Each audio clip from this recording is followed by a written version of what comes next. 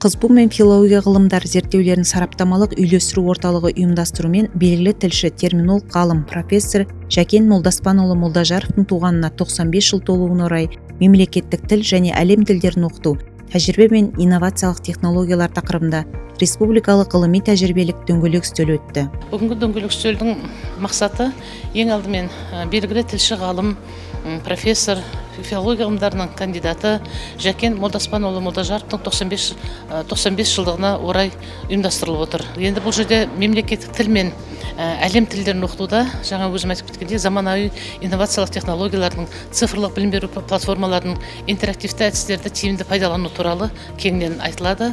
Сонымен қатар Жәкен Молдаспанұлы Молдажаровтың ғылыми еңбектері кеңінен насихатталады. Осы университеттің ғылыми әлеуетін көтеруіне атсалысқан ғалым.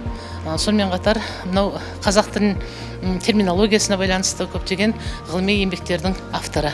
Іс-шараның ашылуында университеттің басқарма төрағасы ректор Бейбіткүл Сәрсенқанқызы құттықтау сөз сөйлеп, ғылыми басқосудың отандық ғылым мен заманауи білім беру кеңістігі маңыздылығына тоқталды.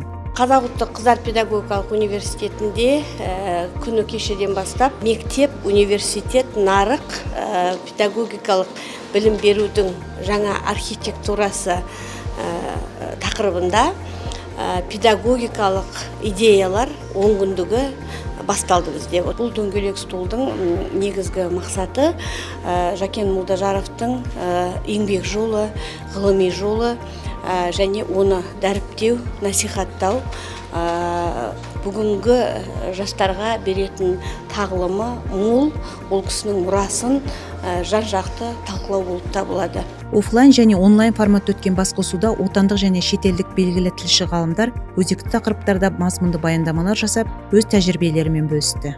Онда басты баяндаманы өзім жасадым. Ағылшын тілінде шет тілдік білім берудегі ана тілінің маңызы, қандай маңыздылығы бар?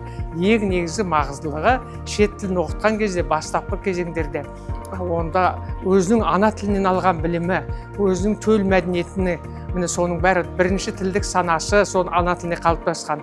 Қай ұлттың өкілі екені соның бәрі шет тілін оқыған кезде қажет ақпараттар.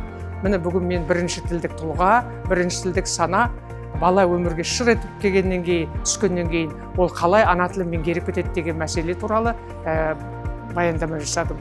Бұл қара шаңырақты қыздар ұлттық университетін жоғарғы деңгейге көрсетіп, ғалым қыздардың шоқтығын көтеріп, қыздарды жан-жақты қазіргі өмірге лайықты, әлемдік деңгейге лайықты мамандар тәрбиелейді деп мен түсінемін.